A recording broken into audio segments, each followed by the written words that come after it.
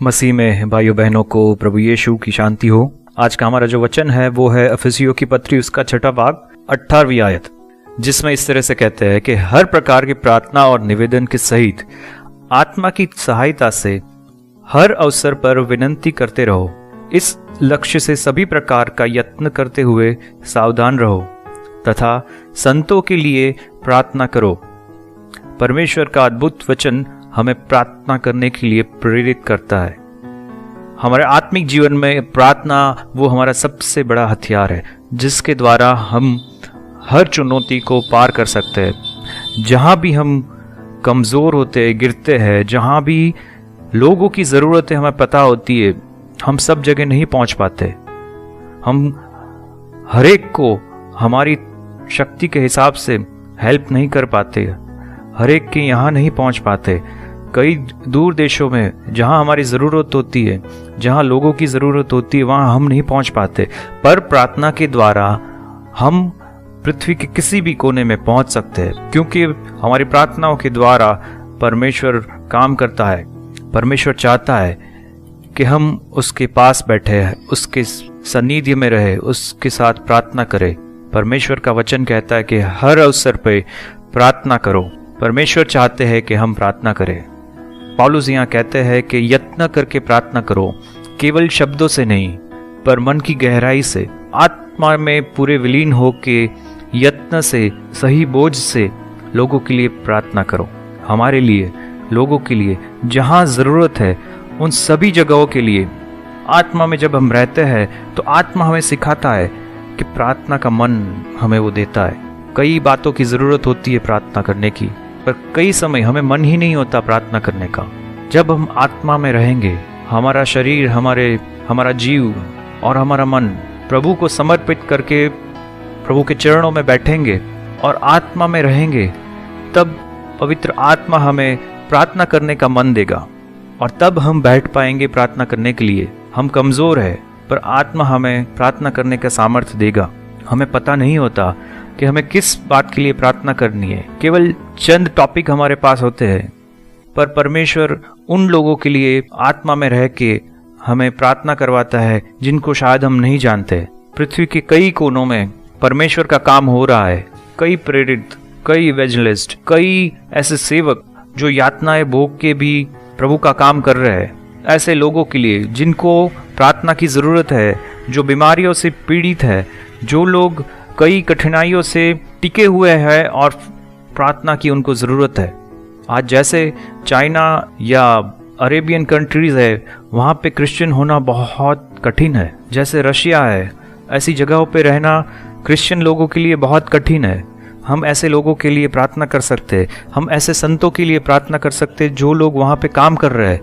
हमारे भारतवर्ष में भी आज कितनी कठिनाई भोग के लोग वचनों को दे रहे हैं, सुसमाचार फैला रहे हैं, सब जगह कठिनाई का सामना वो कर रहे हैं। हमें पता नहीं है किन किन लोगों के लिए, किस टॉपिक के लिए हमें प्रार्थना करनी है, किस व्यक्ति को हमारी प्रार्थना की ज़रूरत है। पर जब हम आत्मा में रहेंगे तो आत्मा हमें दिखाएगा कि हमें किसके लिए प्रार्थना करनी है।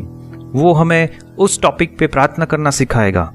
परमेश्वर हमारे अंदर उसका प्रेम ऐसा बहने देगा कि हम सही बोझ से उन लोगों के लिए प्रार्थना कर सकेंगे। जिस लोगों को जिस टॉपिक पे प्रार्थना करने की ज़रूरत है, उसका बोझ हम लेके हम आग्रह से प्रभु यीशु के चरणों में रह सकेंगे, परमेश्वर के पास उस चीज़ को मांग सकेंगे।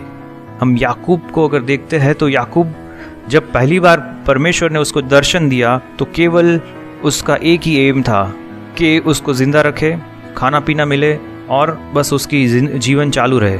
पर जब दूसरी रात जब उसने परमेश्वर के साथ मल्ल युद्ध किया, तब वो परमेश्वर की ताकत को, परमेश्वर के सामर्थ्य को पहचान चुका था। तब उसने क्या किया, उनके पैरों को पकड़ लिया और उनको कहा कि जब तक तुम मुझे आशीष नहीं दोगे तब तक मैं तुमको नहीं जाने दूंगा। याकूब ने किस तरह से जिद करी कि जब तक उसको वो आशीष नहीं मिलेगी तब तक वो परमेश्वर को जाने नहीं देगा। हम भी परमेश्वर के चरणों में वो जिद लेके, वो बोझ लेके, वो हठ लेके परमेश्वर से मांगे। परमेश्वर हमेशा काम करते हैं, हर प्रार्थना का जवाब परमेश्वर हमें देते हैं। इब्राहिम के बारे में हम सोचे तो सदोम और गमोरा के लिए जब परमेश्वर ने उसके साथ शेयर करी कि सदोम और गमोरा का नाश होगा, तब इब्राहिम ने कितनी बारी उनको बार बार पूछा, बार बार उसने परमेश्वर से बात करी कि उसका बचाव हो जाए। आज हम भी प्रार्थना में हम बार बार रह सकते, जिसके लिए हमें बोझ है, जिसके लिए परमेश्वर हमें दिखाता है, जिस बात के लिए हमें आत्मा में रह के वो दर्शन होता है, उस बात के लिए हम परमेश्वर के चरणों में रह के एक जिद करके हम प्रार्थना करें।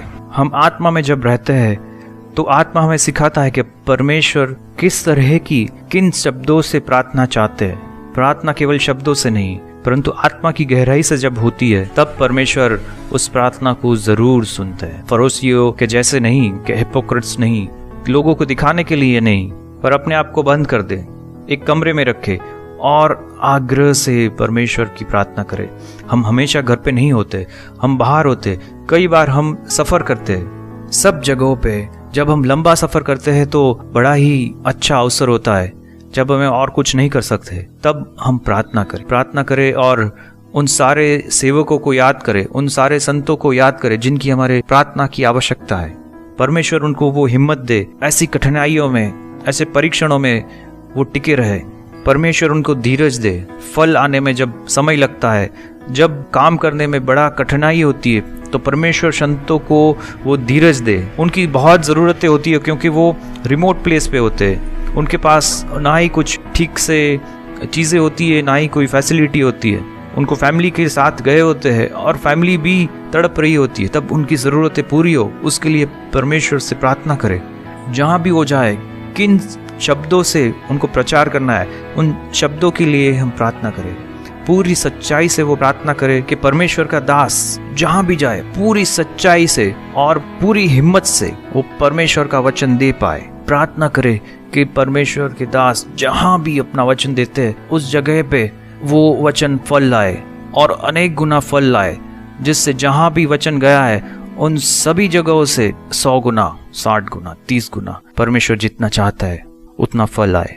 एक प्रभु के सेवक हमारे घर आए थे तो उनका यही कहना था कि जब वो 2 दिन की सफ़र करके आए तो जब भी वो बस में, ट्रेन में बैठे तो उन्होंने प्रार्थना करी, और जब भी उन्होंने प्रार्थना करी तब उनको हर बारी परमेश्वर का दर्शन हुआ। परमेश्वर ने उनको नया दर्शन दिया, एक प्रकटीकरण दिया। उनको परमेश्वर ने हमेशा उस मुसाफरी के दौरान उनसे बात करी, उनको आगे का रास्ता दिखाया, उनको क्या ज़रूरत है फैमिलीज़ में, जहाँ जहाँ उनको जाना है उसका मार्ग दिखाया, आगे कैसे करना है वो सब कुछ उनको दिखाया। परमेश्वर प्रार्थनाओं का सुनने वाला परमेश्वर है, वो पत्थर नहीं।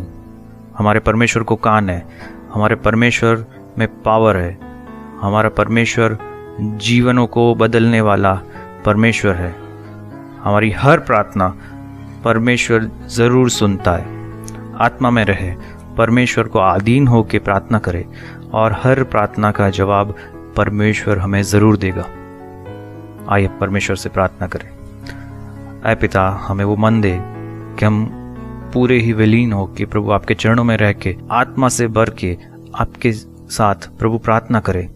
जिनको ज़रूरत है हमारी, जिनको प्रार्थनाओं की ज़रूरत है, जिनको सपोर्ट की ज़रूरत है, जिनकी ज़रूरतों के लिए प्रार्थना की आवश्यकता है, उन सारी बातों को प्रभु आप हमें दर्शन दीजिए। हम हमारे लिए नहीं परंतु आपके संतों के लिए ये कर पाए।